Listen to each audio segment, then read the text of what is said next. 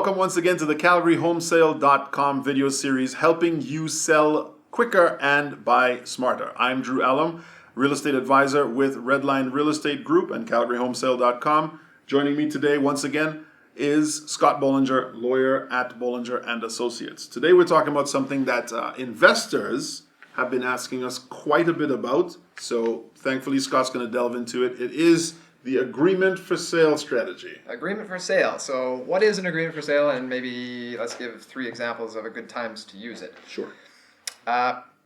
Agreement for sale is a purchase strategy or a structure with seller financing, essentially. It's where the seller gives up a beneficial interest in their property but doesn't transfer the title. But gives benefit by beneficial interest. They also give up possession of their property, and for the duration of the agreement. The agreement could last for a month. It could last up to several years. So what happens is the buyer protects their interest not by transferring the title to themselves, but by a caveat on title, typically. And so 3 examples of times when this might be effective or the right strategy for consumers. As a seller, for example, number 1, you don't have enough equity to sell your property, to pay all the fees, and to actually pay out your mortgage.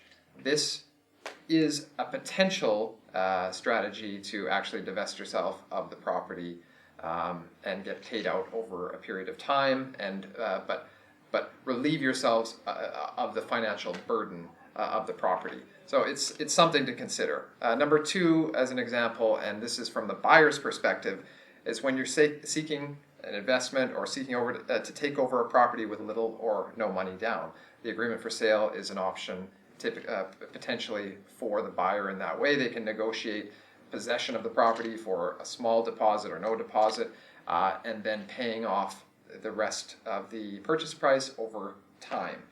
And number 3 is an example of a way or a time to use this. Is from both the buyer and the seller's perspective, and that's when they're looking to obtain or secure a future price. So again, it looks like an option to purchase in that way, except that from the buyer's perspective, you're obligated, okay? But you can negotiate a future price from the seller's perspective today, or from the buyer's perspective, you can negotiate a today price and then not pay until the future.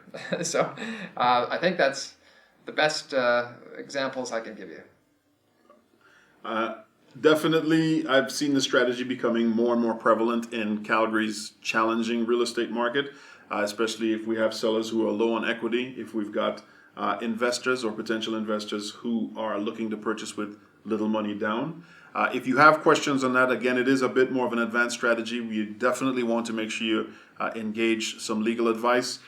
Drop a comment if you have any more questions on that. It'll go directly to Scott and the team at Bollinger and Associates. And if you have any other questions with regards to anything real estate related on the buy or sell, of course, let us know right here. This is the CalgaryHomesale.com video series, helping you sell quicker and buy smarter. More video series coming up, more questions being answered.